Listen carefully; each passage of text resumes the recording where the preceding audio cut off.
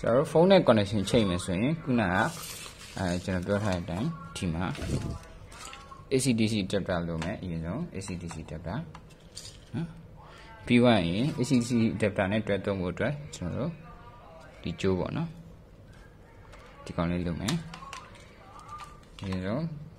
ဒီကောင်လေးဖုန်းထဲမှာနဲ့ ACDC adapter ဖုန်းထဲမှာနဲ့ဆက်လိုက်မယ်ပြီးရင်ဒီကြိုး2 pin နဲ့ဆိုင်ကြိုးလေးရောက်လာအဲ့ခါကျရင်ဒီကတွဲဖို့ဆိုရဲအပေါက်မှာတတ်ထိုးပေးရမယ်နော်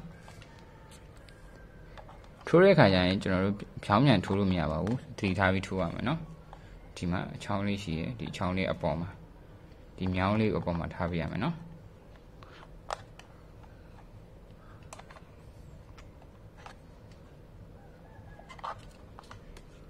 โอเคဒါဆိုရင်ကျွန်တော်တို့plug ပေါက်မှာကျွန်တော်တွားပြီးတော့ထိုးပြီးတော့ဖုန်းနဲ့ connection ချိတ်လို့ရပြီပေါ့နော်။ဒါဖုန်းကိုမှ iOS ကို Android ကိုညတော့နောက်ပြီးတော့ကျွန်တော်တို့PC နဲ့ပါရရလို့တော့ပြောထားရဗျာ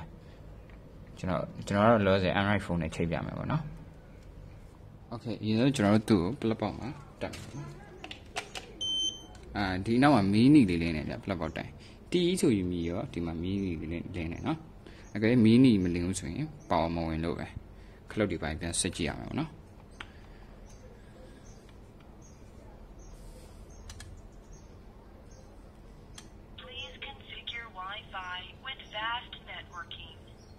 Let me order one.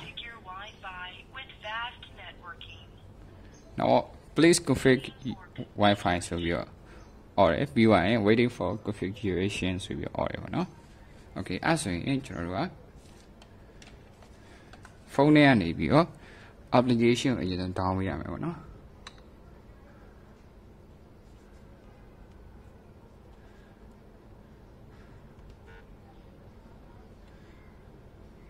Application ကကျွန်တော်တို့ UC ဆိုတဲ့ကောင်လေးဒီကောင်လေးပေါ့နော်အဲ့ဒါကိုကျွန်တော် Play Store မှာတွားပြီး download ပေးရမယ်ကျွန်တော်ကတော့ auto အရင် download ဆွဲပြီးသားဆိုတော့ထပ်ပြီး download မဆွဲတော့ဘူး download ဝင်ပြီးသွားရင်သူကlogin ပြရပါတော့ login မလုပ်ရသေးရင် register လုပ်ရမယ်ကျွန်တော်ကတော့ login လုပ်ပြီးသားဆိုတော့လုပ်เสียမလို့တော့ပေါ့နော် login မလုပ်ရသေးလို့ရှင်တော့register လုပ်ပေးရမယ်ပေါ့နော်ပြီးတော့မှ login ပြန်ဝင်လို့ရမယ် Okay ပြီးသွားရင်အပေါင်းခလို့လေးနှိပ်ပေးပါအမှကျွန်တော်ဒီလိုပုံစံပေါ်လာ Advice manually smart addition ရယ် wire connection ရယ် bluetooth ရယ်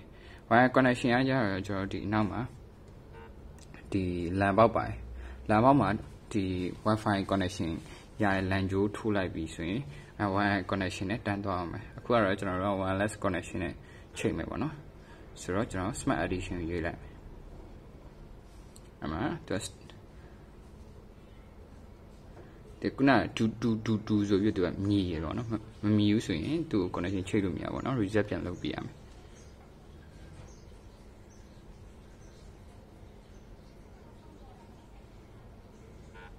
ဒီလိုအတန်လေးပေါ့နော် Okay အဲ့ဆိုရင်မြည်ရ for operation finish ဆိုရင် next ကိုနေပြီဒါဆိုရင် wifi ကိုရွေးခိုင်းပြီ wifi မှာကျွန်တော်က rocket online shopping ရွေးထားရပါတော့ကိုကြိုက်တဲ့ wifi ကိုရေးလို့ရတယ် password တည်ဖို့လိုတယ်ပြီးရင် password ကိုရိုက်ထည့်ရမယ်ပြီးသွားရင် next ကိုနှိပ်ပြီဒါဆိုရင်QR code ပေါ်လာပြီပေါ့နော်အဲ့ဆိုရင်သူ့ကိုဒီလိုမျိုးလေးကင်မရာရှိမှ QR ကို scan ဖြစ်အောင်လို့ထားရပြရမယ်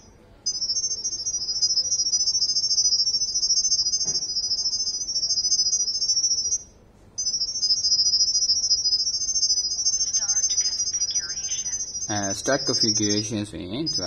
စပြီးတော့ wifi စချိတ်နေပြီပေါ့နော်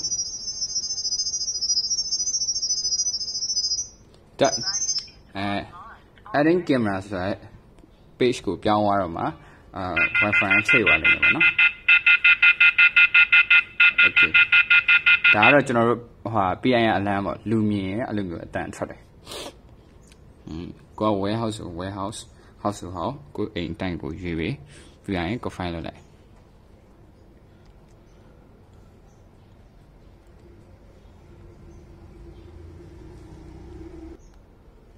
ဒါဆိုရင်ကျွန်တော်တို့ကင်မရာကိုမြင်နေရပြီပေါ့နော်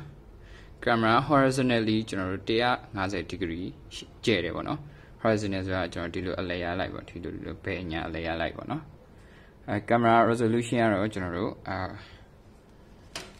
HD resolution ရမယ်ပြီးဒီကျွန်တော်25 frame per second နဲ့တွားမယ်ပေါ့နော် FPS ကတော့30 frame per second မဟုတ်25 frame per second နဲ့တွားမယ်ချောင်းနော်ဒီပုံစံလေးတော့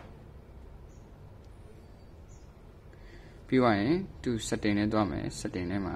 price ရှိမယ်တစ်ချိန်ကြည့်မယ်ဒီမှာ time setting ရှိမယ် picture and sound record setting ထဲမှာတော့ no recording ပြနေတယ်ကျွန်တော် SD card ထည့်မှာတော့ memory card ထည့်တော့မှသူက record setting ကိုချိန်လို့ရမယ်နော် alarm time တွေပါရွေးလို့ရမယ်alarm time မှာ motion detection human infrared ရွေးလို့ရမယ် alarm mode ရွေးလို့ရမယ် alarm mode မှာ notification method နဲ့လားနောက်ပြီးတော့ receiving ဒီ mailbox ကို notification ပို့တဲ့ဟာပုံစံမျိုးလားအစုံပေါ့နော်ကိုပြန်ရွေးလို့ရမယ် alarm mode ရွေးလို့ရမယ်ပြီးသွားရင် network setting မှာ network တွေပါပြန်ချိန်လို့ရမယ် wire network wifi network ဘာညာကိုပထမ wifi ဒုတိယ wifi ပြန်ပြောင်းနေတယ်ဆိုလည်းရမယ်ပြီးသွားရင် MVR connection ပေါ့နော် MVR connection ကတော့ကျွန်တော်တို့ဒီသူကဘယ်လိုလဲကျွန်တော်တို့တခြားသူနဲ့ device တွေပေါ့နော်သူနဲ့ဒီလိုမျိုး indoor camera တွေအများကြီးအတူတူချိတ်ပြီးတော့သုံးလို့ရတယ် connection ကိုပြောတာပေါ့နော်ဒါ MVR connection ပေါ့နော်ဒါပေမဲ့သူကwifi တစ်ခုတည်းမှာပဲအတူတူသုံးလို့ရမယ်ဒီပထမဒီ indoor ဒီ doorbell camera က wifi တစ်ခုတခြားနောက်တဲ့ doorbell camera wifi နောက်တဲ့တစ်ခုဆိုရင်မရဘူးဒီ MVR connection နဲ့သုံးလို့မရဘူးပေါ့နော်ဒါ firmware update နောက်ဆုံးမှာ restart firmware update နောက်ဆုံးမှာ restart camera ပြီး delete device ပေါ့နော်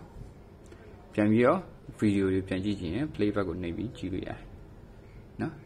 ဒီမှာတော့ no tf ကပြနေSD ကထည့်မထားလို့ပေါ့နော် okay ဒီတော့ဒီလောက်ပါဗျာအားလုံးကျေးဇူးအများကြီးတင်ပါတယ်